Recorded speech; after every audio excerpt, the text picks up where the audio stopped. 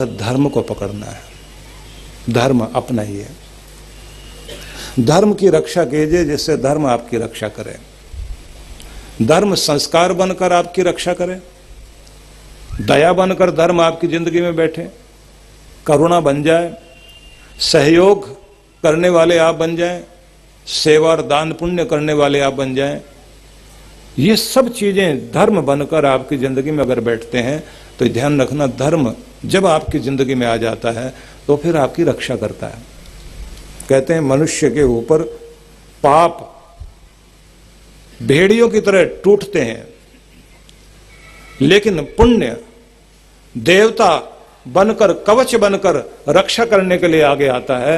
अगर आपने अपनी जिंदगी में धर्म किया है तो याद रखना, वो धर्म देवता बनकर आपकी रक्षा करने के लिए आगे आ जाएगा, क्योंकि आदमी के हाथों से किए गए पाप वो जरूर कभी न कभी रुलाने के लिए सामने आते हैं। आपकी रक्षा अगर कोई करता है तो सिर्फ धर्म करता है, इसलिए धर्म को कभी मत छोड़िए। आपने अपना नियम निभाया, आपने अपनी जिंदगी से रोज कुछ न कुछ अच्छा किया, कुछ न कुछ देते रहे, सहयोग करते रहे, तो वो आपका दिया हुआ आपका कल्याण करेगा जरूर। वो कथा बार बार दोहरानी चाहिए मन में। महाभारत में जो लिखी कि राजा के मुख से अनेक तरह की शक्तियां बाहर निकल रही थी, स्त्री निकली, प्रकाश बाहर आता था, तो राजा पूछता था कि तुम कौन हो, क्यों बाहर जा रहे हो? उस प्रकाश ने कहा कि मैं स्त्री हूं, तुम्हारी शोभा और तुम्हारी समृद्धि, आज तुम्हारे पुण्य खत्म हो गए तो अब हमको जाना पड़ेगा, तुम्हारी बरकत चली जाएगी, आज से कमाओगे सही और टिकेगा नहीं, खर्चे उससे भी ज्यादा आ जाएंगे और सिर पे कर्जा ही होता जाएगा, और तुम्हारा सम्मान भी अब कम हो जाएगा। एक एक करके अंदर से प्रकाश निकलता रहा है। एक प्रकाश बाहर आया, पूछा कौन हो तुम? बोले हम आपका प्रभाव हैं, आज से आपका प्रभाव कम हो जाएगा। एक और प्रकाश बाहर आया, पूछा तुम कौन हो? बोले हम आपका सम्मान है, आपकी कीर्ति है, हम भी बाहर जा रहे हैं, क्योंकि स्त्री चली गई तो फिर हमें भी बाहर जाना है। क्यों जा रहे हो? बोले स्त्री गई, पैसा गया, प्रभाव गया तो सम्मान भी गया, अब हमें भी जाना है बाहर। उसके बाद में एक और अंदर से शक्ति निकली, पूछा आप कौन है? बोले हम आपका उत्साह थे, आज से हम भी जा रहे हैं। अब आपके अंदर उत्साह नहीं रहेगा, आपका मान गया, आपका धन गया, आपका प्रभाव गया, अब आपके पास सिर्फ डिप्रेशन रहेगा। एक और अंदर से प्रकाश निकला, आप कौन है? बोले हम आपकी मधुरता थे, आपका आकर्षण थे हम, आज से वो गया। अब आप जो भी बोलोगे ना, लड़ाई लड़ाई होगी आपके, अब झगड़े होते जाएंगे, किसी से जाओगे समझौता करने के लिए और वहां से एक नई लड़ाई मोल लेकर आओगे। क्यों जा रहे हो? बोले आपकी स्त्री गई, आपका प्रभाव गया, आपका सम्मान गया, आपका उत्साह गया, तो अब हम भी जा रहे हैं। एक एक करके सब निकल रहे हैं बाहर। एक और शक्ति बाहर जा रही थी, पूछा आप कौन है? बोले मैं आपका सत्य हूं, मैं आपका धर्म हूं। आप क्यों बाहर जा रहे हैं? बोले अब लगता है कि सारी शक्तियां आपका साथ छोड़ देंगी। तो यहां वो बात सुनने लायक है। व्यास ऋषि ने जो वर्णन किया, उन्होंने वर्णन किया कि उसके बाद इस राजा ने कहा कि सब बाहर गए, मैंने किसी को रोका नहीं, लेकिन ये धर्म और सत्य मुझे छोड़कर जा रहा है, तो मैं इनसे एक बात पूछना चाहता हूं कि आप अगर जाना चाहते हैं जाएं, लेकिन जाओ तब अगर मैंने अपना नियम तोड़ा हो, कभी दया करना भूला हूं, गुरु के प्रति श्रद्धा रखने में कभी मेरी कमी आई हो, और भगवान के प्रति वंदन करने में कभी मैंने आलस्य किया हो। जब मैंने आज तक धर्म को नहीं छोड़ा तो मैं जानना चाहता हूं धर्म मुझे क्यों छोड़ना चाहता है। जैसे राजा ने यह घोषणा की तो एकाएक अंदर बहुत सारी शक्तियां प्रवेश करने लगी। तो इन्होंने कहा कि अंदर क्यों आ रहे हो? बोले धर्म ने बोल दिया कि इस आदमी ने कभी अपना नियम नहीं तोड़ा, इसके गुरु के प्रति वफादारी में कभी कमी नहीं आई, इसने हाथ से सेवा सहयोग हमेशा किया है, मतलब इसने धर्म का पालन हमेशा किया है। जब इसने धर्म को नहीं छोड़ा तो धर्म इसको नहीं छोड़ सकता, धर्म इसके पास रहेगा जरूर। और धर्म तो राजा है, जब राजा अंदर रहता है तो श्री भी रहती है, प्रभाव भी रहता है, उत्साह भी रहता है, बरकत भी रहती है, समृद्धि भी रहती है, सम्मान भी रहता है। सबको अंदर आना ही पड़ेगा, क्योंकि इसने धर्म नहीं छोड़ा तो धर्म इसको नहीं छोड़ सकता। तो अगर आप अपना नियम निभाते हैं, अपना धर्म का पालन करते हैं, तो ध्यान रखिए देवों की कृपा आपके साथ रहेगी जरूर। आपकी परीक्षा हो सकती है, आप परेशान हो सकते हैं, लेकिन ये ध्यान रखिए पराजित नहीं हो सकते, आप टूट कर गिर नहीं सकते। तो इसलिए अपने धर्म का पालन कीजिए। सत्य, धर्म, तीसरी चीज है पराक्रम। यही मार्ग है, पराक्रम है, बहादुर बनकर, योद्धा बनकर लड़ना और समस्या का समाधान खोजना। समस्याओं से भागिए नहीं। अगर दुनिया में दुख है तो दुख का इलाज है, समस्या है तो समाधान भी है।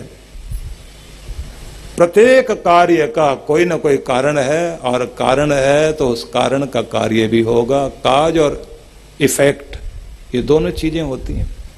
तो इसलिए निवेदन है सभी से, पराक्रमी बनिए, समस्याओं से लड़ने वाला बनिए, समस्याओं से भागने वाला नहीं। और अगर कभी भागना भी पड़े तो भागो भी इसलिए कि जूझना है फिर से। कृष्ण भगवान का एक नाम रणछोड़ जी भी है। गुजरात में, राजस्थान में रणछोड़ भगवान की पूजा होती है, रणछोड़ जी का मंदिर है। और कृष्ण को इस रूप में भी उन्होंने याद किया कि काल यवन को हराने के लिए कृष्ण ने पीछे हटकर जीता था। तो सीधा मतलब हो गया कि कभी कभी झुक जाओ झुकाने के लिए, कभी कभी पीछे हट जाओ सामने से समस्या हटाने के लिए। लेकिन पीछे हटने का मतलब भागना नहीं है। लड़ो, बहादुरी से लड़ो, समस्या को हराओ। और इस बात को याद रखो कि गम मेरे साथ बहुत दूर तलक गए, गम मेरे साथ बहुत दूर तलक गए, मुझ में न पाई थकान तो खुद ही थक गए। अगर आप थकोगे नहीं तो गम थकेगा, और अगर आप थक गए तो गम जीत जाएगा। इसलिए हार जाओ भले ही, लेकिन हार नहीं मानना। अगर हार भी गए तो हारे नहीं, अगर हार मान ली तो फिर हार गए, भले ही जीत रहे हो। मन से जब आदमी हार नहीं मानता, उसकी हार कभी नहीं हुआ करती। इसलिए मन से मजबूत बनिए, आखिर तक लड़ने वाले बनो, शेर बनकर। अगर हम कहें हाथी और शेर दोनों के अंदर एक खास बात है, ताकत में अगर हम कहें तो हाथी जैसी ताकत किसी के पास नहीं है, शेर के पास कोई ताकत नहीं है। शेर के पास तो निर्भीकता है, बहादुरी है, निडरता है। इसलिए वो मस्ती से पूरे जंगल में सोता है। हाथी के पास निर्भीकता नहीं है, मस्त चाल जरूर है। हाथी का झुंड जहां भी खड़ा होगा, उनको अगर आप देखें तो उनमें दो, कम से कम एक सारी रात पहरा देगा, बाकी आराम से सोते हैं सब, और झुंड में रहते हैं। वो डरे हुए लोग हैं सारे। जो रात भर पहरा दे रहे हैं बुद्धिमानी जरूर दिखाई दे रही, लेकिन डरपोक हैं। शेर जहां भी लेटेगा वो कोई पहरा वहरा नहीं देता, आराम से सोता है, मस्ती से सोता है, क्योंकि उसको पक्का पता है कि जब भिड़ना पड़ेगा तो जान लड़ा दूंगा, आखिर तक जान लड़ा दूंगा। इसलिए आसान बात नहीं है। बकरी का बलिदान लोग करते हैं, लेकिन शेर का कोई नहीं, क्योंकि उसकी तरफ तो उंगली उठाने की भी हिम्मत नहीं है। और जो बकरी बन जाता है उसका बलिदान होता है हमेशा, बार बार उसका कान पकड़ के खींच के ले जाते हैं। अगर आप पराक्रमी बन जाएं तो कोई समस्या नहीं बनेगी। अगर डर डर करके जियोगे तो फिर आपको ज्यादा समस्या आएगी। इसलिए अच्छा हो, हर चीज का सामना करने के लिए मजबूती पैदा करें। कुछ लोगों की आदत ये होती है, वो डर के कारण में ज्यादा बड़ा दर्द भोगते हैं। गांव में किसी को सजा दी गई, किसी ने गलती कर दी, पंचायत ने सजा दी, कि या तो 100 प्याज खाओ या 50 जूते। तो आदमी जो है आसानी की तरफ भागने वाला था, उसने कहा भाई साहब ऐसा कीजिए, जूते वूते तो ठीक नहीं है, प्याज खिला दीजिए। और प्याज लेकर आए तो 10 प्याज खाने के बाद बोला इससे तो बहुत बुरी हालत होगी, इससे तो अच्छा जूते लगा लीजिए। जैसे 5 जूते लगे उसके बाद बोला नहीं प्याज लाइए, और हुआ ये कि उसने 100 प्याज भी पूरे कर लिए और 50 जूते भी पूरे कर लिए। समस्या से भागने वाले को डबल मार पड़ती है, ध्यान रखिए। और समस्या का सामना करने वाले को जो मार लग रही है वो मार भी मार नहीं रहती, प्रहार प्रहार नहीं रहता, उसको भी उपहार बनना पड़ता है। इसलिए अपने आप को अंदर से मजबूत करना सीखिए। मजबूती मन से आती है, तन से कभी नहीं आती। मन में मजबूती है तो तन में भी मजबूती हो जाएगी, मन में मजबूती है तो घर में भी मजबूती हो जाएगी, मन में मजबूती है तो आपके साथ काम करने वालों में मजबूती आ जाएगी। अगर आपका मन ही कमजोर है तो आपके तन में भी कमजोरी आएगी और आपके साथ काम करने वाले लोग भी कायर और डरपोक हो जाएंगे। इसलिए खुद के मन को मजबूत करने के लिए पराक्रमी बने, निर्भय बने, योद्धा बने, बहादुरी को समझें।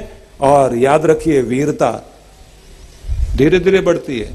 एक जीत आपको और वीर बनाती, दूसरी जीत और वीर बनाएगी। और अगर हार भी गए और मन में यह सोच लिया कि मैं बहुत बहादुरों की तरह लड़ा हूं, तो जीतोगे फिर आप।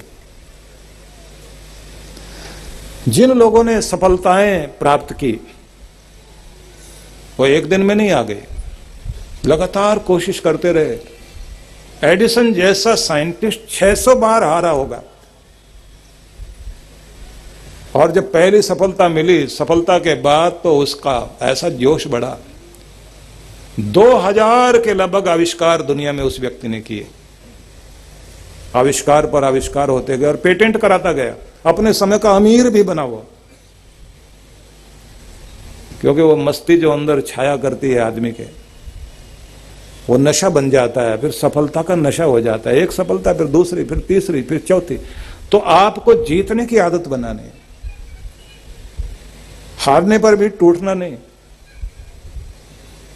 और इसके लिए एक ढंग है।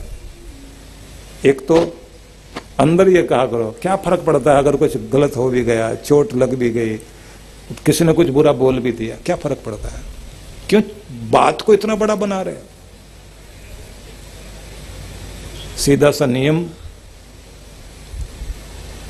छोटी से छोटी बात को भी बड़ा बना ले आदमी, छोटे से दर्द को भी बड़ा मानकर और दुखी होने लग जाए तो देखने में कितना भी बड़ा आदमी है वो छोटा है।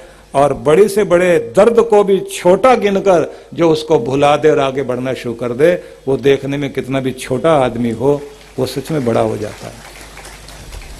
इसलिए बड़प्पन आपके विचारों में आता है, आपकी सोच में आता है। और ऐसे नहीं इतने ज्यादा संवेदनशील, ऐसे सेंसिटिव, छोटा सा किसी ने कुछ कहा और बस दिल को लगाकर बैठ गए, अब तो हम नहीं जी पाएंगे, हमारे अपनों ने ही हमको चोट पहुंचा दी, हमें फलाने ने कुछ कह दिया। ये दुनिया है, कुछ ना कुछ कहेगी जरूर। आप अच्छा करो तब भी बोलेंगे, बुरा करो तब भी बोलेंगे। ये बिना बोले रह नहीं सकते। और दुनिया की तो आदत है, छुई मुई के पौधे को मुरझाने की आदत है और दुनिया को उसकी तरफ उंगली दिखाने की आदत है। जिन पौधों को मुरझाने की आदत है, दुनिया उन्हें मुरझाने के लिए उंगली करेगी। और जो मुरझाते ही नहीं, उनकी तरफ चाहे डंडा भी लगा दे, मुरझाते नहीं, तो लोग फिर उनकी तरफ कोई उंगली भी नहीं करते ना डंडा मारते, क्योंकि जानते हैं इसको फर्क पड़ने वाला नहीं है। अगर आपको फर्क पड़ता है तो दुनिया फर्क डालेगी।